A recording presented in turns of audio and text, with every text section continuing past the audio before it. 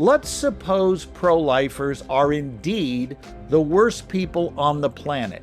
We don't give a rip about people once they're born, and we're just generally nasty people. Now, I don't believe that. That's a lie, but let's accept it. We're that bad. How does it follow that our pro-life argument is thereby refuted? In other words, can bad people still make good arguments? Yes, because arguments stand on their merits, not the person making them.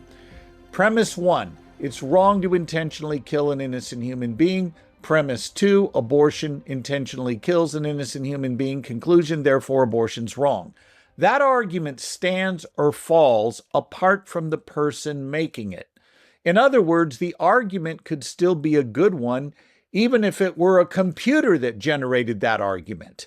Now, I don't think computers are ever going to get to the point where they can reason inductively the same way that human beings do without being programmed from an outside source, in other words, a human being. But what I'm getting at is it doesn't matter the source of the argument. Now, later in this same post, in the added text surrounding the meme that I just read for you, there's this notion that pro-lifers are just driven by their hateful religious ideology grounded in segregationism.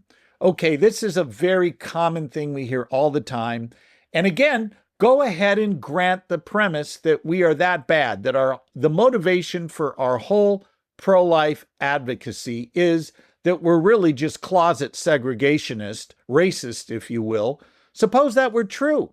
How does that refute our argument? And I think you can see it does not. And what we end up with in this case, in the case of this post, is really nothing more than the genetic fallacy. And that's where you fault an idea based on its origins.